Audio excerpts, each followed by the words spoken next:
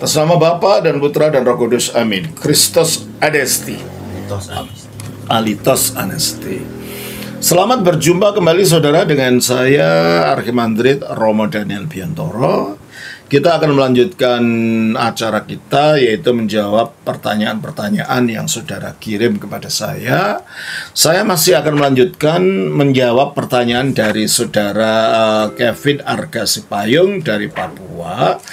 Kali ini berbicara tentang malaikat Tuhan di dalam Perjanjian Baru. Pada ayat Kisah Para Rasul 12 ayat 7, siapakah yang dimaksud dengan malaikat Tuhan itu? Tolong bacakan. Tiba-tiba berdirilah seorang malaikat Tuhan dekat Petrus dan cahaya bersinar itu dalam ruangan itu. Ya, jadinya ada malaikat. Jadi pertanyaan, siapa malaikat Tuhan ini? Lalu saudara tanya, apakah malaikat biasa seperti malaikat Gabriel?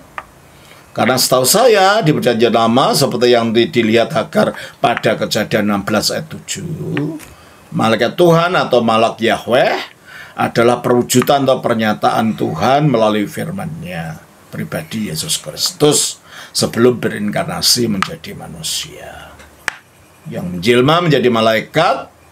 Dan di Perjanjian Baru tidak ada malak Yahweh yang lagi karena firman Allah sudah menjadi manusia Yesus dan Roh Kudus sudah dicurahkan sebagai perwujudan atau pernyataan Tuhan kepada hati tiap manusia. Saudara, benar. Jadi kalau begitu yang dalam Perjanjian Lama, pernyataan-pernyataan malaikat Tuhan atau malak Yahweh baik kepada Abraham di dalam Kejadian 17 ayat 3, kepada Hagar di dalam Kejadian 16 tadi, kepada Abraham lagi di dalam Kejadian 22, ya, kepada Abraham lagi dalam Kejadian pasal 18, kepada Musa dalam Keluaran pasal yang ketiga, dan macam-macam. Itu memang penampakan malak Yahweh. Yang malak Yahweh itu adalah teofani atau pernyataan ilahi dari firman Allah sebelum menjadi manusia. Dan setelah firman Allah itu menjadi manusia, namanya Yesus Kristus, kemanusiaannya permanen, tidak berubah lagi. Oleh karena itu firman Allah tidak lagi menyatakan diri sebagai malaikat lagi, karena dia sudah sepenuhnya jadi manusia, namanya manusia Yesus Kristus. Jadi kalau ada penampakan malaikat di dalam Perjanjian Baru, baik malaikat yang menguatkan Yesus waktu dia di Taman Getsemani ketika dia berdoa sampai keringatnya keluar seperti darah, maupun malaikat yang saudara maksudkan di dalam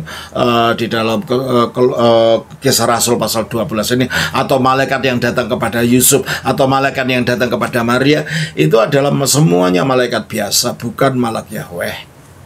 Karena malak Yahweh telah menjadi manusia Yesus Kristus. Itu adalah malaikat-malaikat, bukan malaikat sebagai teofani, tapi malaikat sebagai yang diutus untuk memberitakan apa yang dikehendaki Allah kepada manusia. Demikian saudara Kevin. Pertanyaan saudara selanjutnya mengenai siapa malaikat yang menampakkan diri dalam Perjanjian Baru itu. Itu bukan malak Yahweh, bukan penampakan firman, tetapi adalah malaikat biasa semuanya. Ya, yang menampakkan diri pada Yusuf, yang menampakkan diri pada Maria, yang menampakkan diri pada Petrus di sini. Itu adalah malaikat biasa semuanya. Tuhan berkati. Shalom. Atas nama Bapa, Putra, Roh Kudus. Amin.